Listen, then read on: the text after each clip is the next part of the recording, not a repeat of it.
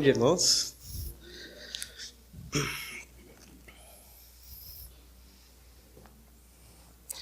É um privilégio, uma grande responsabilidade estar perante a igreja para nós estudarmos a palavra do Senhor.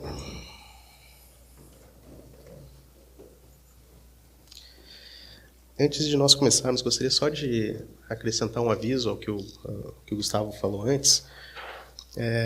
No próximo dia 15 de agosto, vai haver um jantar beneficente da Chácara Nova Vida, ou como alguns conhecem, Desafio Jovem, que é outro nome. Essa é uma instituição que nós conhecemos e eu pedi autorização para o pastor Michael para comunicar esse aviso de que esse jantar beneficente vai ser realizado no dia 15 de agosto, tá? E o valor arrecadado é usado, né, para a manutenção desse ministério lá. Eles cuidam de jovens com dependência química e têm feito um trabalho realmente pela graça de Deus, né, dirigidos pelo Senhor. E a tia Noemi é quem está à frente desse ministério há muitos anos, né? Nós conhecemos e temos acompanhado. O pastor Maicon, por um tempo, também ministrou a esses meninos e dava estudo para eles lá. Então, se vocês tiverem interesse em participar, o ingresso custa R$100, tá?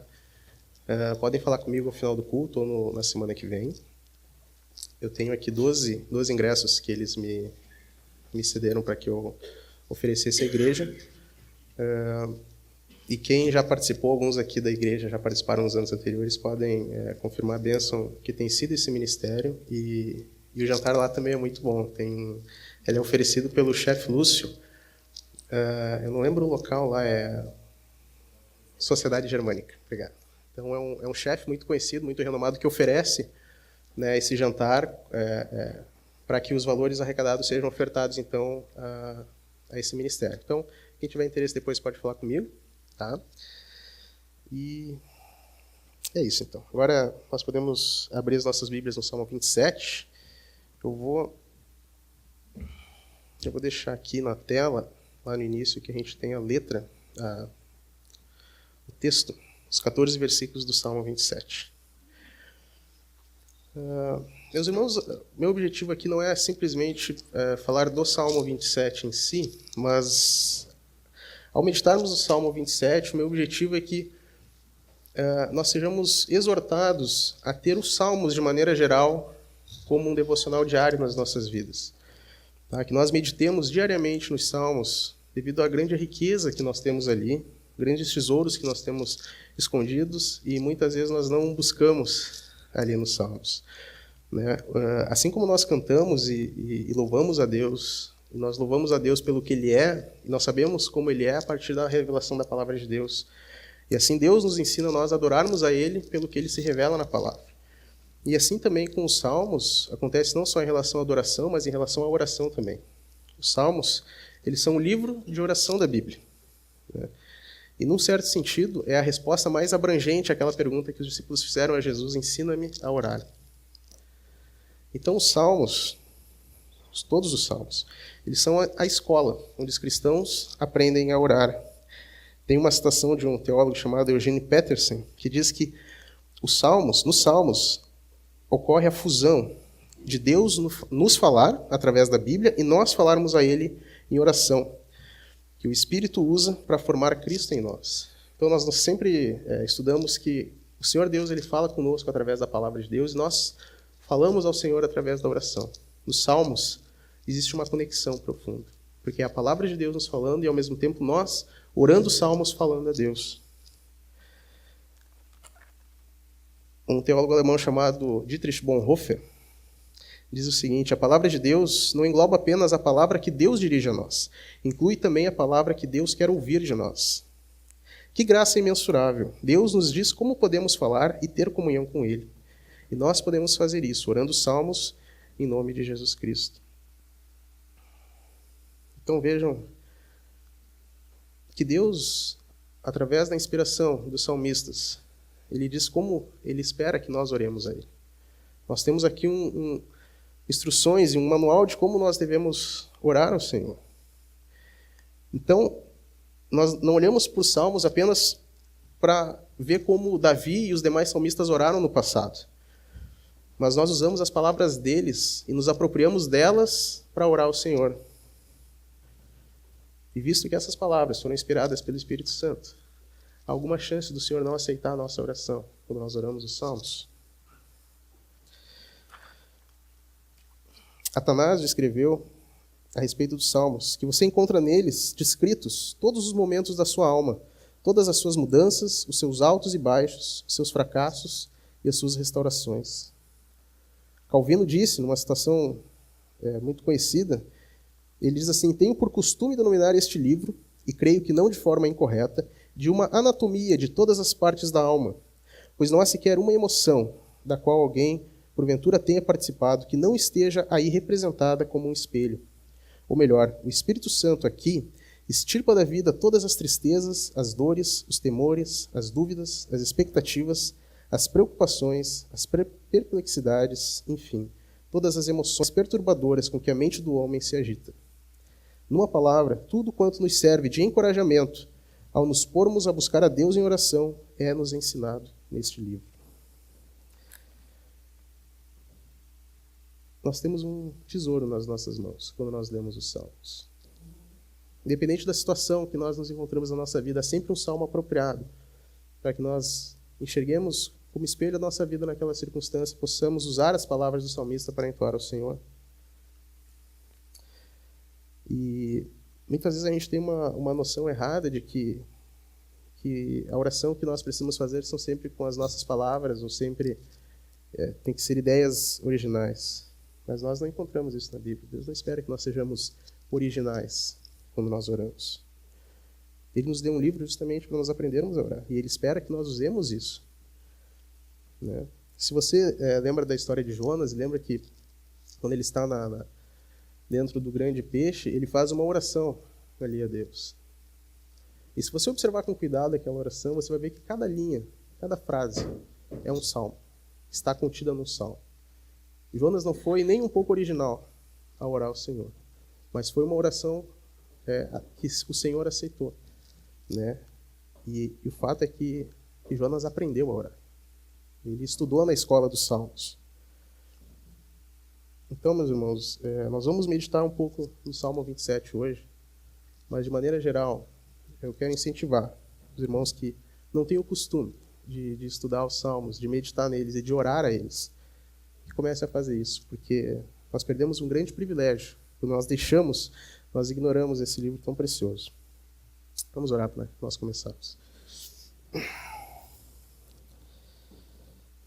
Senhor, nosso Deus e Pai, nós nos achegamos a Ti, Senhor, como igreja reunida para ouvir a Tua palavra, para cultuar a Ti, para trazer glória ao Teu nome.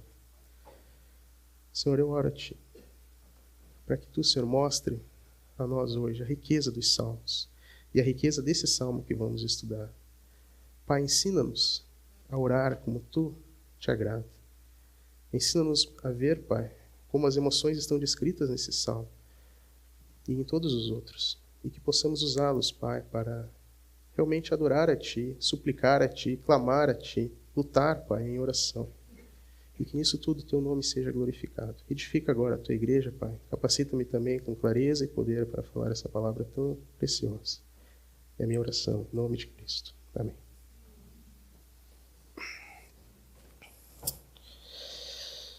Bom, tá, meus irmãos. O Salmo 27 ele foi escrito por Davi, pelo rei Davi, e não há uma certeza da ocasião em que ele foi escrito. Alguns dizem que foi no período em que ele fugia de Saul, que ele era perseguido, antes de se tornar rei.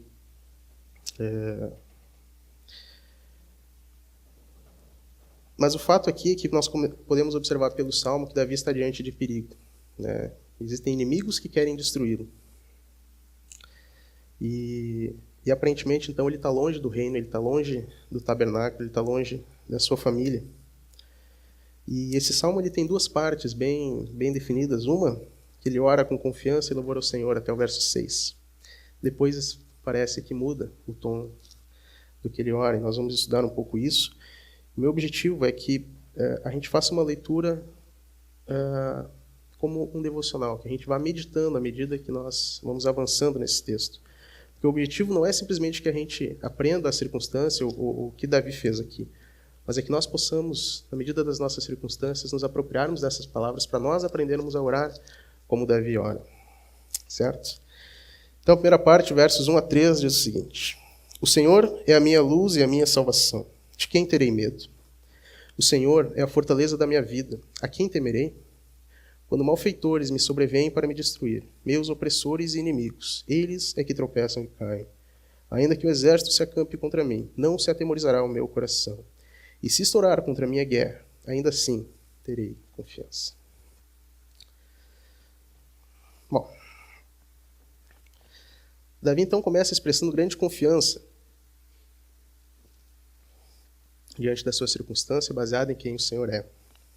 Ele diz acerca do Senhor: o Senhor é a minha luz e a minha salvação, no verso 1.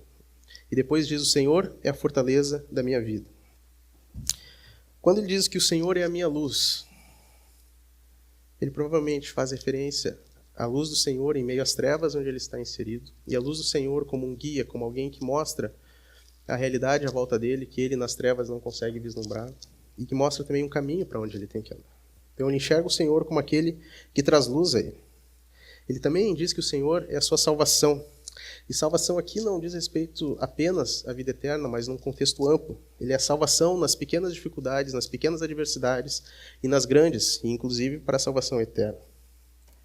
Ele também diz que o Senhor é a sua fortaleza. E aqui nós podemos imaginar aqueles castelos fortificados no topo de uma montanha que dificilmente são abalados. Então ele está dentro dessa fortaleza e diz: o Senhor é a minha fortaleza, eu estou seguro aqui. E à medida que ele medita em quem é Deus para ele, a consequência, o resultado disso é o que ele diz e repete nessas sentenças: a quem temerei? De quem terei medo? Isso é algo natural quando ele consegue entender quem é Deus. Se Deus é tudo isso, se Deus é a minha fortaleza, se eu estou plenamente protegido em Deus, de quem eu vou ter medo? Quem poderá me fazer mal? Na sequência, ele vem para o verso 2 e diz: quando malfeitores me sobrevêm para me destruir, meus opressores e inimigos, eles é que tropeçam e caem. E aqui poderia estar também no passado essa sentença, que meus opressores e inimigos, eles é que tropeçaram e caíram. Porque Davi faz uma referência a situações anteriores em que ele precisou da ajuda do Senhor contra seus inimigos, e o Senhor atendeu. Os inimigos de Davi já haviam tentado destruí-lo antes e eles tropeçaram e caíram, tropeçaram e caíram. Então ele coloca essa frase no presente para simbolizar uma questão que venha acontecendo. Sempre que eles vêm, eles tropeçam e caem. Então é isso que Davi está dizendo. Ele está lembrando de uma situação que aconteceu, que o Senhor protegeu ele. Então é isso que ele está dizendo. No verso 3, na sequência, ele então demonstra essa confiança, ainda que um exército se acampe contra mim. Ou seja, ele tinha os inimigos que o Senhor venceu por ele. Né? Eles tropeçaram e caíram. Então a confiança de Davi se eleva, ele diz, é como se ele dissesse: podem vir todos os homens contra mim. Pode inclusive estourar contra a minha guerra, e ainda assim eu terei confiança. O que ele está refletindo é que o grande poder de Deus que o protege é maior do que todas as adversidades que podem vir contra Davi. Agora vamos fazer uma pausa aqui. Meditamos nesses primeiros 3 versículos, mas como eles podem se aplicar a nós? Estou falando aqui de como nós podemos orar a Deus usando as palavras de Davi. Então, como nós poderíamos orar nas nossas circunstâncias, esses primeiros 3 versos? Nós vimos aqui que a primeira coisa que Davi faz é olhar para quem Deus é. Né? Então, como eu falei, ele viu em Deus a sua luz, a sua salvação, a fortaleza, ou seja, Deus trazia segurança. Ele conseguia enxergar a realidade, enxergar que Deus estava com ele. Ao mesmo tempo, vocês veem que ele está falando do Senhor em terceira pessoa. Com quem será que ele está falando? Meu modo de ver aqui é semelhante ao Salmo 42, quando Davi diz assim: ó minha alma, por que se abater? Espera no Senhor. Não quer dizer que existe alguém separado dele com quem ele conversa. É uma questão simplesmente de expressão. Então aqui é como se Davi estivesse falando com ele mesmo. Da mesma forma como no Salmo 42. Ele está como se estivesse pregando para ele mesmo. Né? Ele está orando ao Senhor, mas ao mesmo tempo está falando para ele mesmo. Né? É como se ele olhasse assim, olha quão grande é o Senhor, do que eu estou tendo medo? Não quer dizer que Davi não tinha medo aqui, mas quer dizer que provavelmente ele até tinha, porque ele está fazendo, ele tá colocando num plano racional a grandeza de Deus e fazendo a conclusão lógica, por que eu estou com medo, se Deus é tão grande? Então, nos versos 2 e 3, a gente vê então o desenvolvimento dessa fé. Depois que ele diz isso à sua alma, ele compara, né, justamente a conclusão ali, quando ele diz de quem terei medo, nada mais é do que ele está dizendo para si próprio, ao mesmo tempo, ele está comparando a adversidade dele com quem é Deus. No verso 2, tem mais uma questão. Ele lembra de situações passadas em que Deus o ajudou. Situações em que ele orou ao Senhor e que o Senhor o atendeu. E aqui eu gostaria de fazer uma rápida sugestão. Certamente isso já aconteceu com vocês. Vocês estarem no meio de uma adversidade, vocês clamaram ao Senhor e o Senhor ouviu. E naquele momento vocês se alegraram e louvaram a Deus. Mas passa o tempo e Satanás aguarda que se acalmem as coisas e ele vem a você e diz, aquilo que aconteceu no passado, isso foi circunstancial, poderia ser tranquilamente explicado por causas naturais. Não foi Deus. E nós, aos poucos, vamos deixando com que isso morra em nós. E nós já não nos lembramos do passado, das coisas que Deus fez. Então é sempre bom que nós registremos. Quando Deus atende uma oração, registre em detalhes a situação e o que você sentia naquele momento e o que Deus fez, e o resultado daquilo. Porque isso vai servir para você se fortalecer quando vier a próxima tentação, quando vier a próxima adversidade. Então existem dois balizadores aqui. O primeiro e o maior de todos é quem Deus é. E depois a confiança do Davi. A partir de quem Deus é, ele viu como Deus operou no passado. E essas duas coisas estão fortalecendo Davi a orar com fé agora e bendizer o Senhor. Lembra que ele está no meio de adversidade, ele está sendo perseguido.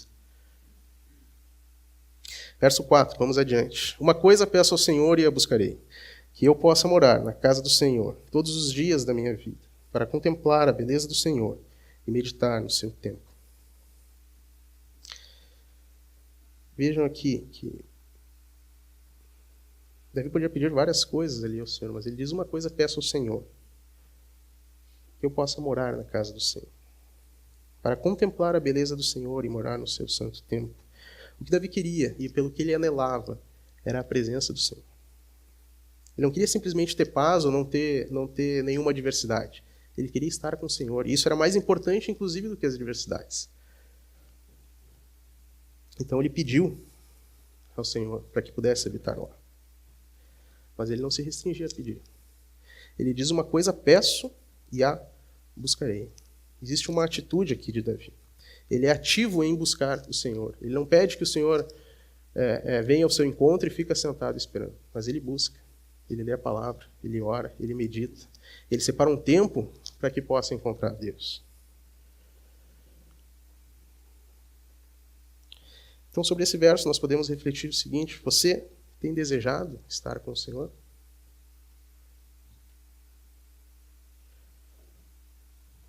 Se você deseja e tem pedido ao Senhor por isso, você tem buscado também o Senhor, ou você tem apenas pedido? Quando você busca, você coloca isso em prioridade. Você medita na sua palavra, separando um tempo realmente necessário para isso. Você não faz uma leitura rápida, ou faz uma oração de 30 segundos e sai para trabalhar. Você entende que isso é importante e você separa um tempo de qualidade. Você estuda a palavra, você ora com o tempo, você se prepara para isso. É fácil nós dizermos que nós não temos tempo e é interessante que durante a Copa do Mundo a gente arranja tempo para ver jogo, né?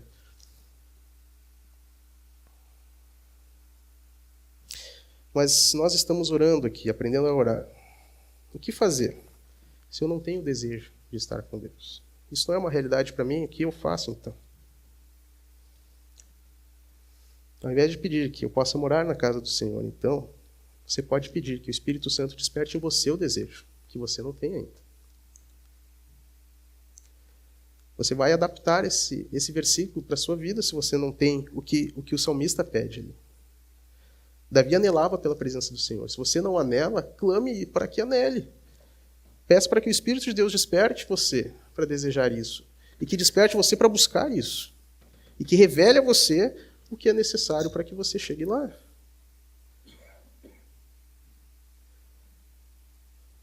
Vamos lembrar que Davi era um homem como qualquer um de nós. Ele era um homem como qualquer um de nós. Ele estava sujeito às mesmas tentações. Caiu em coisas piores do que às vezes nós caímos. Mas ele tinha prazer no Senhor. Nós podemos ter esse prazer porque nós temos o Espírito de Deus, nós os que cremos.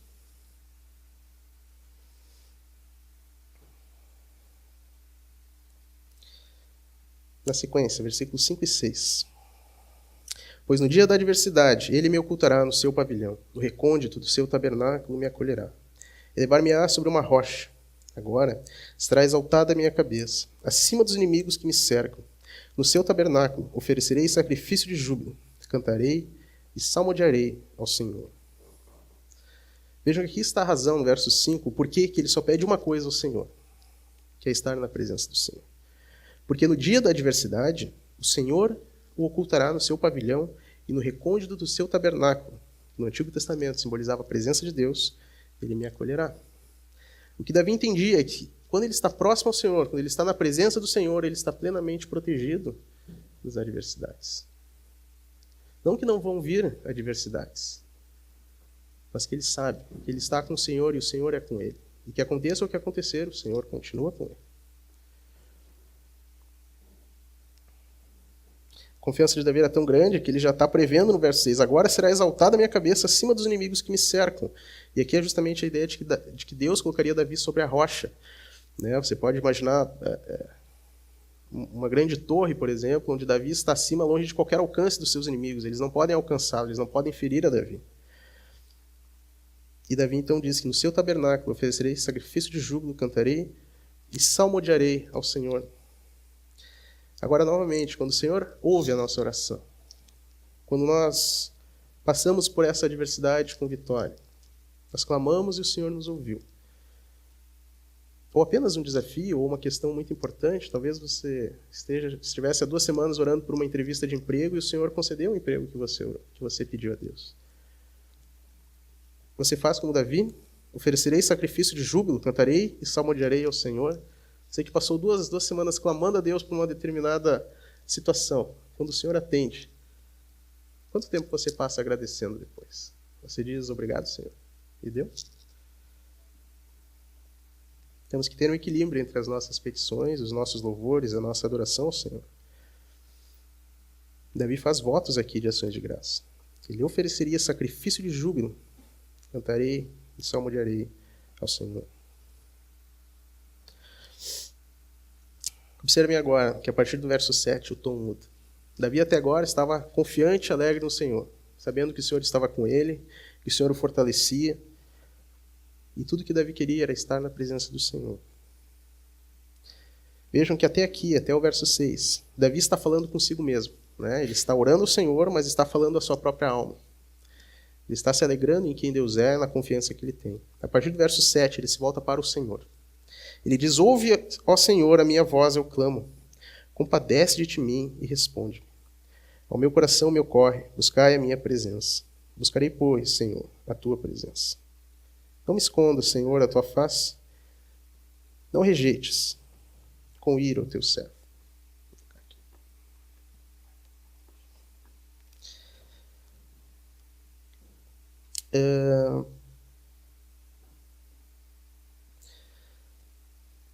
Essa mudança de tom do salmo nada mais é do que o reflexo da nossa própria vida, muitas vezes.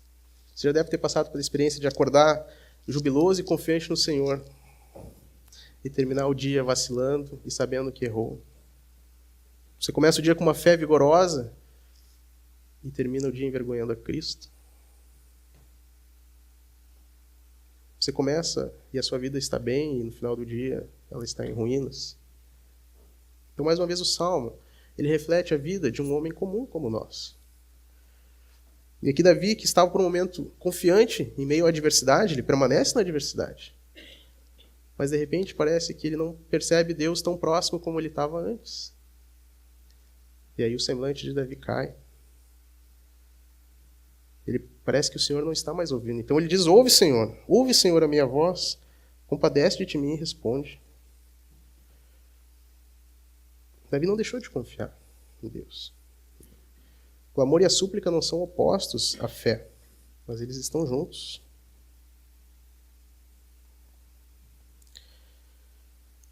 Depois, no verso 7, que ele ora dessa forma, no verso 8, é dito, ao meu coração me ocorre, buscai a minha presença. Quem está falando buscai a minha presença? É o Senhor. João Calvino diz sobre esse verso que ninguém pode confiadamente sair em busca de Deus enquanto o caminho não foi aberto pelo próprio Deus. Então, no momento que Davi clama, ouve, Senhor, a minha voz, o Senhor responde, buscai a minha presença. Qual é a atitude de Davi? Buscarei, pois, Senhor, a tua presença. Vejam que há um paralelo aqui com o verso 4. Uma coisa peço ao Senhor e a buscarei. Ele pediu ao Senhor para ouvir, o Senhor respondeu, e ele então busca. Vejam então que nós temos uma circunstância de adversidade na vida de Davi. Davi, em um momento de confiança no Senhor, ele pede e busca a presença do Senhor. Agora, numa situação que parece que Deus está longe, Davi está numa situação pior do que estava antes. Mas qual é a atitude de Davi? É exatamente a mesma. Você vê que o semblante de Davi muda, a disposição muda, a tristeza aumenta, mas as circunstâncias permanecem as mesmas e a atitude de Davi permanece a mesma. Ele continua a buscar o Senhor. E aqui é o momento de perseverar. Buscar o Senhor quando as coisas vão bem, devemos sim buscar o Senhor quando as coisas vão bem, mas é mais fácil. Então Davi aqui persevera. Buscarei, pois, a presença do Senhor. Novamente tem uma atitude aqui. Ele não fica resignado, ele não fica lamentando, murmurando, mas ele busca o Senhor em sua presença. E no 9 ele continua argumentando com o Senhor. Não me escondas, Senhor, a tua face, não rejeites com ira o teu servo. Tu és o meu auxílio. A palavra face aqui não quer dizer que Deus queria, que Davi queria ver de fato como Deus é. Mas se refere mais aqui para descrever os efeitos sensíveis da graça e do favor de Deus. Era como se Davi dissesse o seguinte, Senhor, faz-me realmente experimentar que está sempre perto de mim e me permites claramente contemplar o teu poder em me salvar. É isso que Davi está pedindo, Senhor. Nós sabemos que Deus está conosco, mas existe uma questão de experimentar a presença de Deus conosco. Isso é totalmente diferente. Isso é mais sublime. É isso que os Salmos nos ensinam. Ele diz, não rejeites com ira o teu servo, tu és o meu auxílio. Ou seja, em outras palavras, que Davi está dizendo é, se tu não fores comigo, eu estou perdido. Só tu és o meu auxílio. E é interessante aqui, uma curiosidade, que essa palavra auxílio, ela é usada em Gênesis 2,18, né? Original quer dizer Ezer. Gênesis 2,18 é aquele texto em que Deus diz, não é bom que o homem esteja só, farei para ele uma auxiliadora idônea. E essa auxiliadora é a mesma palavra que é usada aqui em Deus como seu auxiliador. É interessante, porque às vezes se pensa que o papel da esposa no casamento é inferior ao homem, mas o próprio Deus se identifica como auxiliador do seu povo.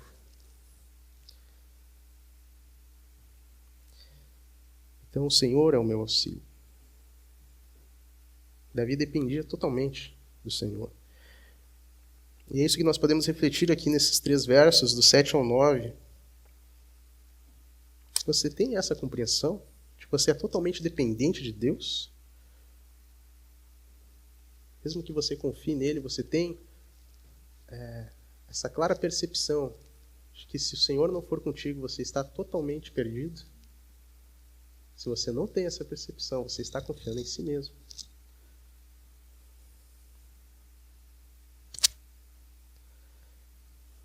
Verso 10 a 12, vamos dar sequência.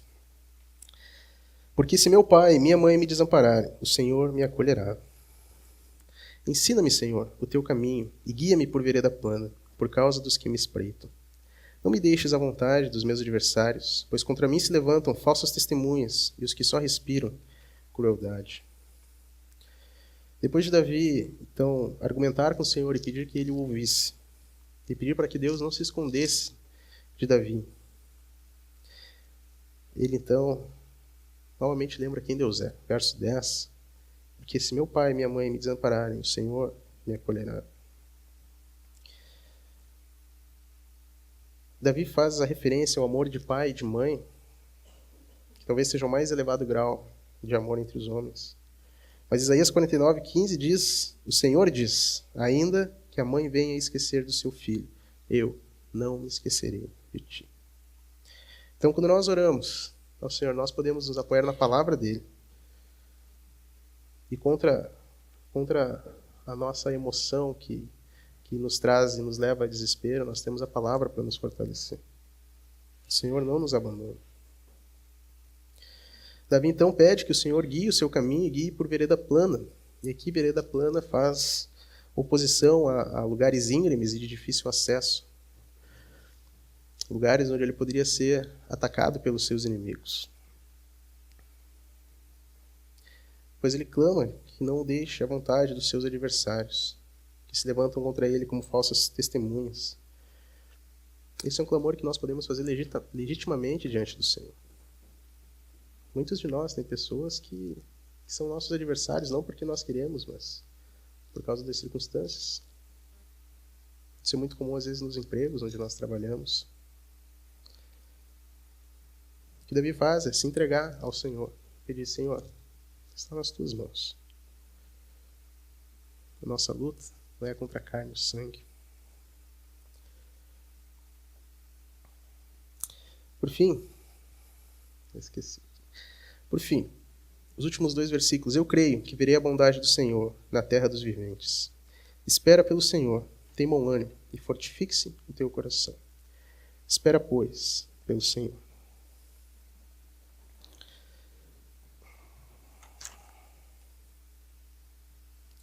Aqui Davi volta a falar consigo próprio.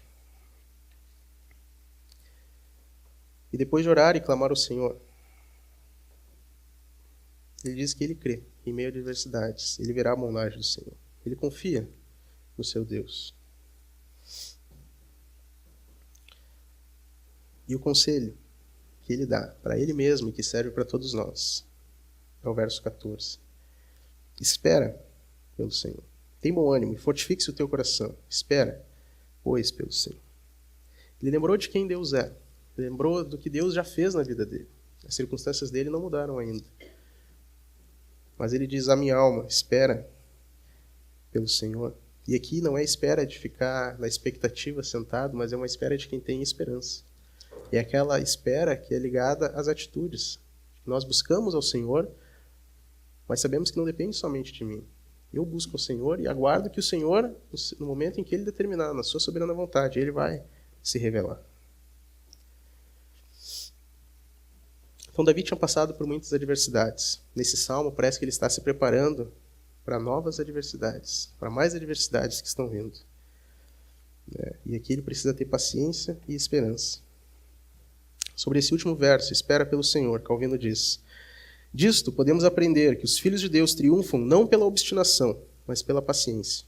Quando tranquilamente confiam suas almas a Deus, como diz Isaías 30:15, na quietude e na confiança tereis força. Então, meus irmãos,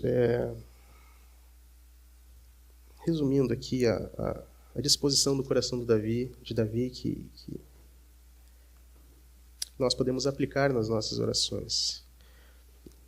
Eu separei 3 verbos aqui que a meu ver se destacam.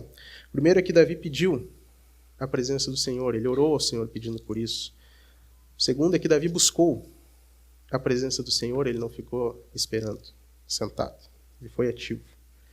E 3, e parece contraditório, Davi esperou pela presença do Senhor. Davi teve esperança de que o Senhor Deus se revelaria a ele. Parece contraditório, mas quando nós entendemos e adentramos aqui nessa oração que Davi fez, ele ao mesmo tempo busca a presença do Senhor e ao mesmo tempo ele espera pelo Senhor, e isso não é contraditório. Ele confiava que com o Senhor ele estava seguro, e sem o Senhor ele está totalmente perdido. Assim Davi combatia a sua própria ansiedade em meio às suas adversidades. Tem uma frase, eu não sei qual é o autor, mas diz assim: a ansiedade bateu forte à porta, a fé correu para atender, não havia ninguém lá.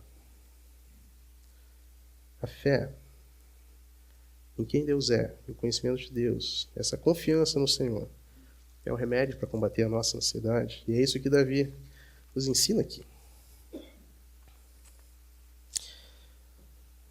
Concluindo, irmãos, gostaria de exortar a você a ter o hábito de meditar nos Salmos diariamente. Nós podemos extrair toda essa graça e essas bênçãos que o Senhor nos dá através desse maravilhoso livro. Não é algo que a gente faz uma vez e depois, na outra semana, é algo que tem que ser feito diariamente. A gente vai começar a colher frutos muito preciosos. Eu coloquei 3 sugestões se você quer fazer isso. E se você quer começar a desenvolver essa prática, eu sugiro que você comece escolhendo salmos que reflitam a sua situação de momento.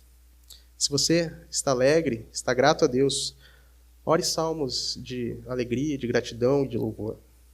Se você está lutando, está passando por adversidades, procure salmos que tratem desse tema, para que você se identifique com esse salmo. Se você está lamentando por algo triste, ou qualquer circunstância da sua vida, procure salmos que se enquadrem nessa situação. Você vai achar o salmo que está exatamente na circunstância que você está. Se você está sentindo peso por algum pecado que você cometeu, ou você sequer sabe como se dirigir a Deus em oração para pedir perdão, ore um salmo de confissão de pecados, ore um salmo de arrependimento. Peça perdão a Deus como Deus espera que você peça. Está ali, é só você usar. Se você encontrar nos Salmos algumas passagens difíceis que você não compreende, não se preocupe. Pode deixá-las de lado e siga adiante. Você provavelmente vai voltar mais tarde nesse Salmo e vai entender aquela passagem. Mas você não precisa se preocupar em entender tudo já no início. Por fim, personalize os Salmos. Adapte o Salmo à sua circunstância. Por exemplo, Salmo 119:1 diz: bem-aventurados os retos nos seus caminhos, que andam na lei do Senhor. Mas você, se acha difícil orar dessa forma, você pode orar: Senhor, ajuda-me a andar retamente hoje, quando sou tentado. Dá-me a bem-aventurança dos que guardam os teus mandamentos. Ou o Salmo 46:1, que diz: Deus é o nosso refúgio e fortaleza, socorro bem presente na angústia. Nos seus lábios, essa oração pode ser: Senhor, Tu és o meu refúgio neste problema específico. Tu és minha força neste momento. É assim que os salmos eles funcionam como combustível para a nossa fé. Então, todas as nossas emoções, todas as circunstâncias da nossa vida, elas encaixam perfeitamente em algum salmo. E os salmos, eles não deixam as nossas emoções como elas são. Os salmos, eles moldam as nossas emoções. Os salmos dão um contexto apropriado para elas. Eles dão direção para as nossas emoções sem reprimi-las e sem deixá-las soltas. Os salmos te ajudam a aprender como você deve sentir. Então, meus irmãos, nós temos, e eu espero que você tenha percebido isso, há uma riqueza muito grande aqui. Nós temos uma ferramenta preciosa para usar. O Senhor nos dá muita graça através dos salmos. Isso deve ser uma ferramenta diária nas nossas vidas. Meu convite é que para você se debruce e medite diariamente sobre isso e colha esses benefícios da parte do Senhor. Vamos orar.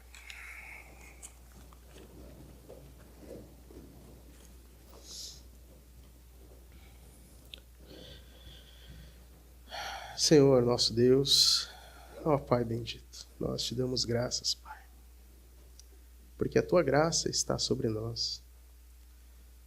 Tu, Senhor, és generoso demais conosco. Nós somos tão pecadores, tão fracos, tão egoístas e orgulhosos, Pai. Mas, como Tu és misericordioso conosco. Como Tu és gracioso, Pai. Como Tu dá tudo o que nós precisamos, todas as ferramentas, Pai, para combater o mal e combater a nossa própria carne. Pai, ensina-nos a enxergar a riqueza dessa graça nos Salmos. Obrigado, Pai, pela Tua palavra, pelo que ela nos ensina, pelo que ela nos edifica. Glorifica, Pai, o Teu nome nas nossas vidas através da paz e do prazer e do deleite que encontramos na Tua presença. Recebe toda a honra e toda a glória. Amém.